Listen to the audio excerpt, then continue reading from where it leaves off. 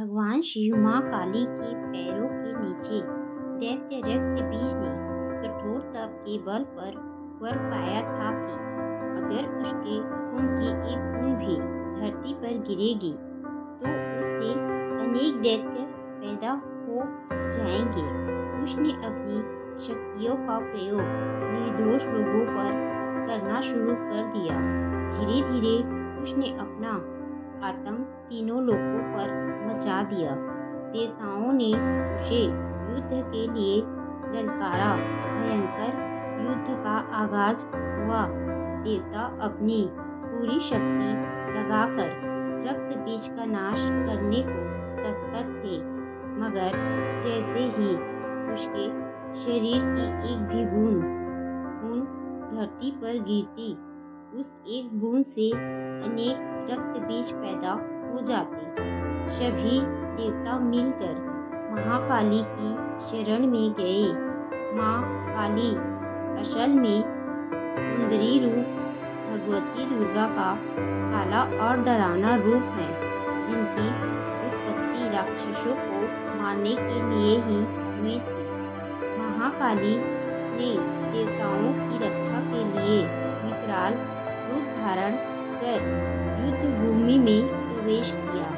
माँ काली की प्रतिमा देखे तो देखा जा सकता है कि वह विकराल माँ है, जिसके हाथ में थप्पड़ है, लहू टपकता है, तो गले में खोपड़ियों की माला है, मगर माँ की आंखों और हृदय से अपने भक्तों के लिए प्रेम की गंगा बहती है।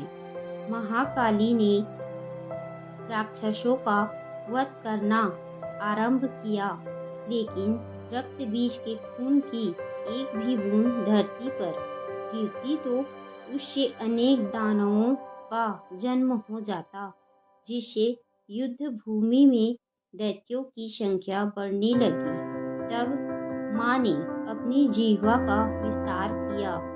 दानवों का एक बूंद खून धरती पर गिरने की बजाय उनकी जिह्वा पर गिरने लगा।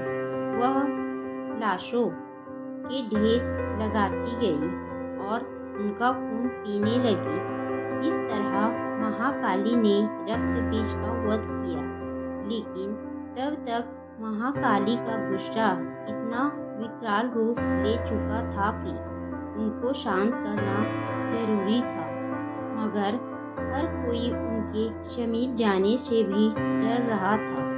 सभी देवता भगवान शिव के पास गए और महाकाली को शांत करने के लिए प्रार्थना करने लगे। भगवान शिव ने उन्हें बहुत प्रकार से शांत करने की कोशिश करी। जब सभी प्रयास विफल हो गए तो वह उनके मार्ग में लेट गए।